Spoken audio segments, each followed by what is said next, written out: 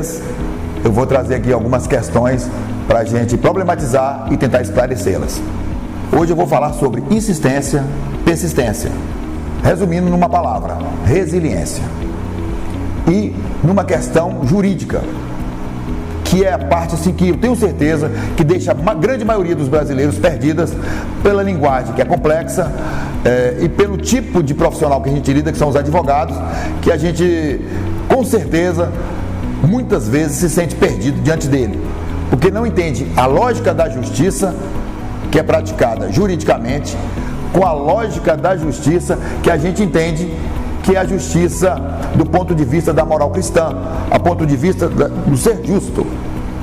Então veja bem, então eu vou falar hoje de uma situação que envolve uma empresa. Essa empresa era minha e o nome dela é Montalvani Engenharia. O que aconteceu com a Montalvani Engenharia? A Montalvani Engenharia era uma empresa maravilhosa, funcionava bem, tinha convênio com a Secretaria de Justiça. Nós chegamos a ter 500 funcionários na empresa, dos quais 100 deles eram internos do sistema prisional. Nós chegamos a ter dentro do presídio uma indústria, onde cada 3 dias que o interno trabalhava, ele abatia um na pena. Então, assim, era uma empresa comprometida com justiça social. Mas o que aconteceu? Aconteceu que quando essa empresa começou, ela começou fazendo obra civil, reforma de escola, unidade de saúde, reformas, então prédios. Então, quando a empresa trabalha nessa atividade, então você tem os patrões e os empregados. Então você tem o sindicato dos patrões e o sindicato dos empregados. Então, uma vez por ano, o sindicato dos patrões se reúne com o sindicato dos trabalhadores e faz uma convenção coletiva, que vale por 2 anos. Nessa convenção coletiva estão as regras, os direitos e as obrigações, tanto dos patrões quanto dos funcionários. É assim que é. Só que com o passar dos anos, a Montalvani Engenharia começou a deixar de fazer obra civil, obra predial, e foi para construção pesada. A construção pesada, ela é caracterizada por pavimentação asfáltica, ou seja, não importa se seja uma rede de água, uma rede de esgoto ou uma rede de drenagem. A diferença é que ela começa na pavimentação, ela retira a pavimentação e começa a escavar. Depois que ela faz toda a infraestrutura, seja de água, seja de esgoto, seja de drenagem, ela vem fazendo as bases e no final ela faz a pavimentação, faz a sinalização e libera o uso das pessoas.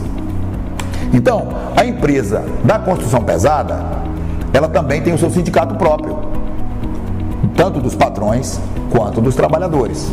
E qual é a diferença básica entre as duas? Porque uma é vertical, é sempre começando do chão e subindo, seja numa casa, seja num presídio, numa unidade de saúde ou num prédio. E a construção pesada? Ela é horizontal, então ela é ao longo das ruas, das estradas. E o que difere basicamente é que uma sofre mais influência negativa das condições do tempo. Por exemplo, num período chuvoso, como que você faz uma estrada? Então os trabalhadores, os patrões e as máquinas ficam paradas. Aí depois de um certo tempo, quando o tempo melhora, ela volta a trabalhar. Ao passo que se você estiver fazendo um prédio, bateu 2 lajes e começou a chover, você tem alguma dificuldade, mas muita coisa ainda pode ser feita, porque parte da obra está protegida das intempéries.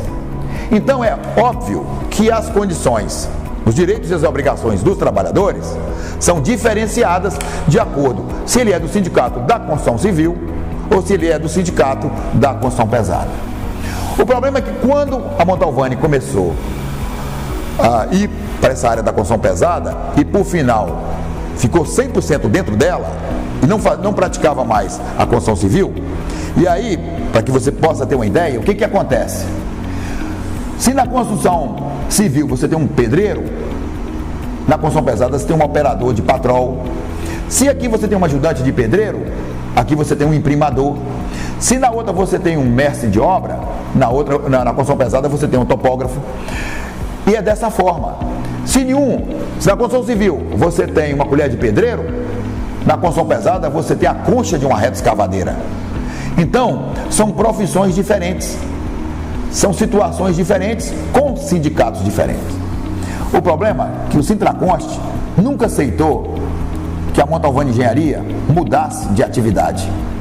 E o que acontecia? Todas as vezes que um trabalhador saía da Montalvani, que o acerto dele era feito de acordo com o sindicato da construção pesada, ele ia também no Sintraconst e lá eles entravam na Justiça do Trabalho. E aí o que acontecia? Vá tentar explicar na Justiça do Trabalho essas diferenças que eu acabei de explicar agora. Raramente a gente conseguia sucesso. E como a Justiça do Trabalho? Você tem um juiz de piso, você tem um juiz do segundo grau, que é o Tribunal Regional do Trabalho, e você tem custos para recorrer. Por exemplo, eu perdia um processo na Justiça do Trabalho. Para recorrer, fazer um recurso ordinário, o recurso hoje, se não me engano, está em torno de uns 10, 11 mil reais. Se você perdesse ali, se você tivesse que fazer um recurso de revista, é quase 22 mil reais. O custo do recurso, isso, custo de hoje. Tem tabela aí na internet, é só pesquisar. Então, para um processo já é caro. Agora, imagine você, no momento que isso é incentivado pelo sindicato, dizendo que aquilo é uma má fé da empresa, que está negando o direito, quando na verdade a empresa estava simplesmente adequada ao sindicato da categoria que ela fazia parte. Porque se ela se submetesse ao sindicato da construção civil, sendo da construção pesada, o que ia acontecer? A empresa teria custos diferentes com os concorrentes. Não há no mundo quem consiga vencer um concorrente tendo um custo mais alto do que ele. Você está fadado ao fracasso. E assim foi.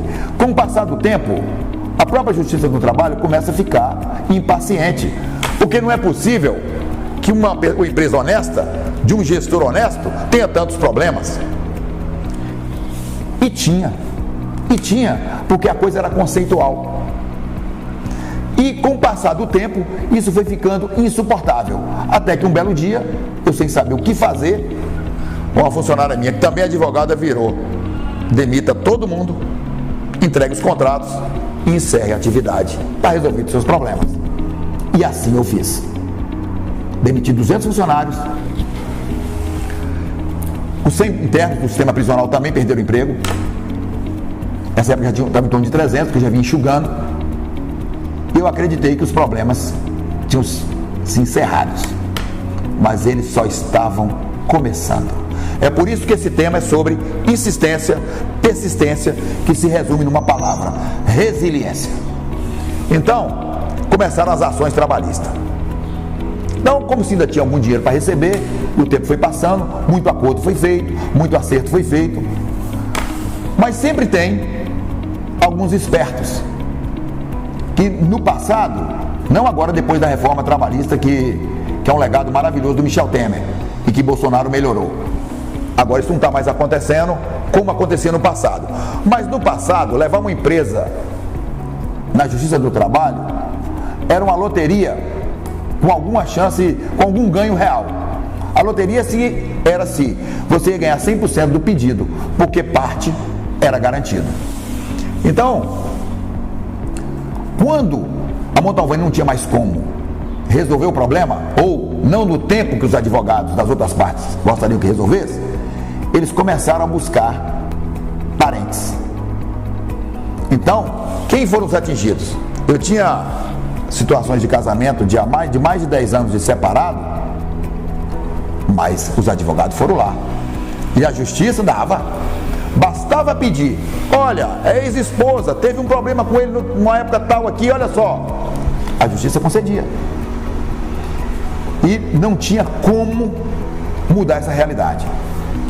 Mas o tempo foi passando, as leis mudaram, e hoje nós temos leis boas, bem melhores do que tínhamos em 2012.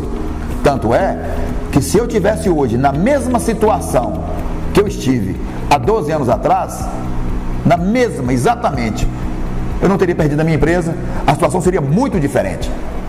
Por quê? Basicamente porque hoje, quando você acerta com o trabalhador e ele dá a quitação das verbas rescisórias, isso tem valor. Hoje, você pode, por exemplo, fazer um acordo em juízo e homologar ele. No passado, se você tentasse fazer isso, era considerado como um tipo de fraude. Então,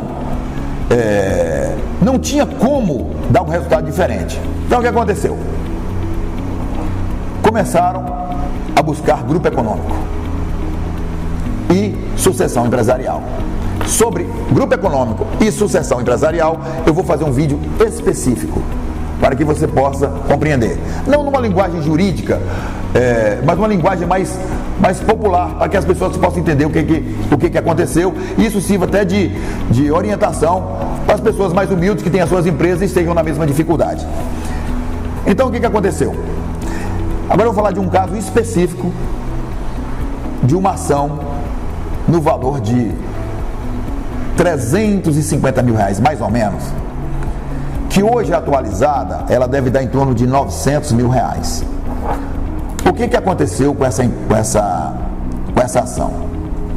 Uma advogada entrou na justiça pedindo para incluir a empresa do meu irmão como grupo econômico, porque alegou que meu filho era sócio e que a empresa estava no mesmo lugar da empresa que eu tinha, a Montalvão Engenharia. Quando, na verdade, nós explicamos que não era o mesmo endereço. Era um prédio que tinha mais de uma sala, como um shopping. O fato, um shopping é a mesma coisa. Você chega lá, o endereço é único, mas cada loja é uma empresa. Mas o argumento não foi aceito. Então, ela foi considerada como grupo econômico e teve que assumir esse custo. E de que forma ela foi condenada? A justiça mandou bloquear 15% do faturamento mensal da empresa. Então, se ela faturasse 200 mil reais, pegava 30. Se faturasse 300, pegava 45. E foi juntando. Como o saldo devedor na justiça ia atualizando, no final, quando ela conseguiu pagar 100% da dívida, estava em 550 mil reais. Muito bem. Então, nesse momento, e ela não podia recorrer antes, porque na Justiça do Trabalho, quando o juiz determinou que uma empresa que não participou do processo só foi chamada na fase da execução para pagar a conta, foi isso que aconteceu. Olha, você não participou do processo? Não importa. Você é grupo, então vem aqui e pague a conta. No momento que ela fez isso, que a empresa conseguiu, perdendo 15% do faturamento, e olha, que é uma empresa também de construção civil. Para a Receita Federal, uma empresa de construção civil, enquadrada como lucro presumido, 8% do faturamento é lucro. Então, quando um juiz determina um bloqueio de 15% sobre o faturamento, ele praticamente está quase que inviabilizando a empresa. Se ela não tiver alguma reserva, ela não suporta, porque não existe essa margem de lucro. Mas parece que eles também não entendem muito desse cálculo, não têm interesse de entender. Pois muito bem. Então, quando concluiu o pagamento no valor de 550 mil, levando mais ou menos aí uns 15 meses para atingir esse fechamento desse valor, a empresa contratou um escritório de advocacia para defendê-la. E aí, para surpresa dela, já tinham liberado para a parte 520 mil reais. Então você, com sacrifício, é chamado para pagar uma conta que não é sua, mas não tem recurso que você faça que é aceito. Não tem lei que você use, e a lei está aí, que protege as empresas, mas não é aceito. Pois muito bem. Foi feito então os embargos e a execução, que é o recurso cabível na Justiça do Trabalho. A dívida estava paga, só no momento que ela está paga ou está depositado como garantia é que pode recorrer. Então, já tinham liberado 550 mil, foi feito o recurso, obviamente não foi aceito. Porque quem julga foi quem condenou e liberou o dinheiro. Então, o juiz que condenou e liberou o dinheiro é que julgou esse primeiro recurso. Então, você tem 3 níveis de recurso na Justiça do Trabalho. O primeiro, quem julga, e quem te condenou. Então, você não tem mais nem 3, tem 2. Então, o segundo recurso é chamado de agravo de petição. Foi feito o agravo de petição. E também foi negado. a desembargadora entendeu que estava tudo dentro da lei, e aí é que está um detalhe. Existia uma súmula 205 do Tribunal Superior do Trabalho que proibia que os tribunais e as varas da justiça colocasse no polo passivo, ou seja, chamasse para pagar a conta as empresas ou as pessoas que não participaram do processo original. Ou seja, lá quando deu entrada na ação, se a pessoa não colocou o nome de quem são os possíveis devedores, então quando tem uma sentença, pessoas ou empresas estranhas a esse processo não poderiam ser chamadas a pagar essa conta. Só que o TST cassou essa súmula, ela não existe mais. Aí, parte dos juízes entendem, ora, se não existe uma súmula do Tribunal Superior do Trabalho impedindo que eu coloque uma empresa que não participou do processo na execução, chamar ela para pagar a conta, então eu posso fazer. Desconsiderando que desde o dia 3 de janeiro de 2020, nós temos nesse país uma lei chamada Lei de Abuso de Autoridade. E ela, no artigo 33, ela diz o seguinte: é crime exigir informação ou cumprimento de obrigação, inclusive o dever de fazer ou não fazer, sem expresso amparo legal. Pena de 6 meses a 2 anos. Então, veja bem, se não está expresso que você é obrigado a fazer ou não fazer, ninguém pode te obrigar, muito menos quem julga. E além do mais, o artigo 513, parágrafo 5º do CPC, veda essa prática. E ele é aplicável à Justiça do Trabalho por força do artigo 769 da CLT. Então, quando o TST cassou essa súmula 205, que ela era irrelevante, porque nós temos duas leis que nos dão segurança jurídica se elas forem respeitadas, que é o artigo 513, parágrafo 5º do CPC, diz que não pode. Você não pode ser chamado. É claro, está lá, é só ler. Então, foi feito o recurso e a desembargadora do Tribunal Regional do Trabalho negou. Alegou que estava tudo certo. A súmula do 205 do TST foi revogada, então se não há óbice, ela pode conceder, desconsiderando o CPC e a Lei de Abuso de Autoridade. E aí, quinta-feira da semana passada, era o último dia os embargos de declaração. E os advogados lá da empresa do meu irmão, já cansados de tanto recurso sem proveito, né? Porque é uma barreira difícil de ser rompida, mesmo tendo a lei que te protege, de forma literal. Então, a advogada ligou para mim, eu também sou advogado, eu também estou na defesa aí desse processo, já que meu irmão alega que eu estou causando dano a ele, e eu também sou advogado, eu sou obrigado a cuidar disso também. Pois muito bem, ela falou que não tinha visto, antes ela falou assim comigo que estava com dificuldade, estava cansada, eu falei, então manda o processo para mim ler. Eu dei uma lida e eu vi que cabia realmente os embargos de declaração, porque tinham ali omissões, contradições e obscuridades.